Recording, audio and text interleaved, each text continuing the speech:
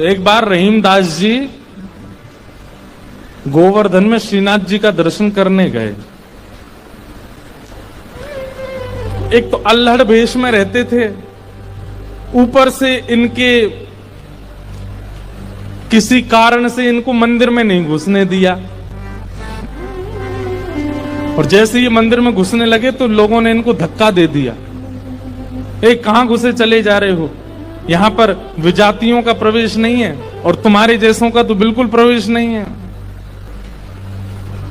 रहीम जी को इतना क्रोध आया, ठाकुर जी को ही सुनाने लगे बाहर बैठ करके। बोले आप कैसे परमात्मा हो, कैसे स्वामी हो, कैसे भगवान हो? इतनी दूर से मैं चल करके आया और आप मुझे दर्शन नहीं दे रहे हो, लोगों के द्वारा मुझे बाहर करवा रहे हो। इतने क्रोध में आ गए श्री रहीम जी। ठाकुर जी भीतर खड़े खड़े उनको पसीना आने लगा, बाहर खड़े खड़े रहीम जी गुस्सा कर रहे हैं। गुसाई जी भोग लेकर के गए, ठाकुर जी बोले हमको नहीं पाना। ठाकुर जी कुछ और बना के ले आऊं, ठाकुर जी बोले हमको वो भी नहीं पाना। गुसाई जी को लगा ठाकुर जी बहुत नाराज हैं, 56 भोग बनाओ। 56 भोग लेकर के गए, ठाकुर जी बोले बिल्कुल नहीं पाना, हमारा मन नहीं है। स्पष्ट ठाकुर जी बता भी नहीं रहे कि बात क्या है, लेकिन जो जो गुसाई जी प्रस्तुत कर रहे हैं सबके लिए मना करते जा रहे हैं, मुझे नहीं पाना। अंत में गुसाई जी ने कहा, बोले जय जय, कोई अपराध बना हमसे? ठाकुर जी मुंह फुला के बैठे हैं, कुछ नहीं बोले। बोले मैं क्यों बताऊं? गुसाई जी समझ गए, बोले कि ओहो कोई अपराध ही बना है। तुरंत सबको बुलाया, बोले भैया आज किसी का अपमान किया, किसी का अपराध किया, कुछ हुआ था क्या दिन भर में? तब द्वारपालों ने बताया, बोले महाराज आज एक आया था, वो विजातीय था, उसके वस्त्र भी अच्छे नहीं थे, वो देखने में भी अजीब सा लगा, हमको लगा मंदिर में जाके उपद्रव करेगा, इसलिए हमने घुसने नहीं दिया, हमने उसको निकाल दिया। गुसाई जी समझ गए, बोले ओहो उसी के लिए ठाकुर जी ऐसे हो रहे हैं। वो निश्चित ही ठाकुर जी का कोई परम भक्त है और उसको ठाकुर जी, वो ठाकुर जी का दर्शन करने नहीं आया था, ठाकुर जी ने उसको देखने के लिए बुलाया था, ठाकुर जी देखना चाहते थे और तुमने उसको यहां से बाहर कर दिया। अब एक काम करो, बोले क्या? सुंदर प्रसाद बनाओ, प्रसाद बना करके सिद्ध करके वो यहीं कहीं बैठे होंगे, ज्यादा दूर गए नहीं होंगे, उनको लेके आओ। ठाकुर जी इतने व्याकुल हो गए, बोले अभी तो चूल्हा जलाएंगे, कढ़ाई धरेंगे, तब कुछ बनाएंगे, तब तक रहीम जी वृंदावन पहुंच जाएंगे। इतने में ठाकुर जी ने क्या किया, ठाकुर जी के सामने जो सोने की थाल में प्रसाद रखा था, ठाकुर जी ने वो थाल उठाया बड़ा सा और अपने कंधे पर रखा, खुद ही चले गए, स्वयं ही चले गए। यहां रहीम जी गोविंद कुंड पर बैठे थे, खूब गुस्सा हो रहे थे, ठाकुर जी को भली बुरी सुना रहे थे।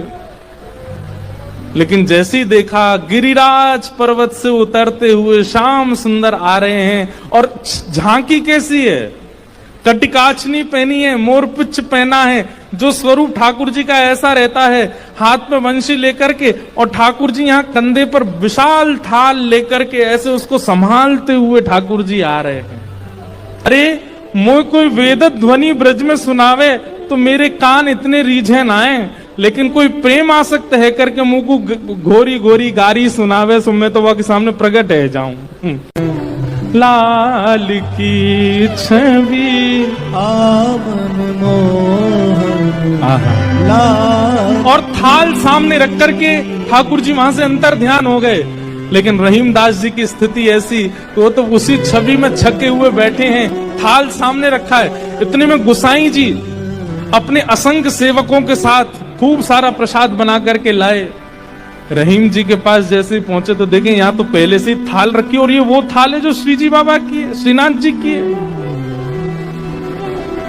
नेत्र बंद हैं। गुसाई जी बोले रहीम जी ये थाल आपके पास आई कैसे? आहा, बिसरत नाही सखी मोमन सो चितवन बैन विशाल की। बैन मतलब, बैन कहीं कहीं ये अधर का जो अंतिम छोड़ होता है इसको बैन कहते हैं।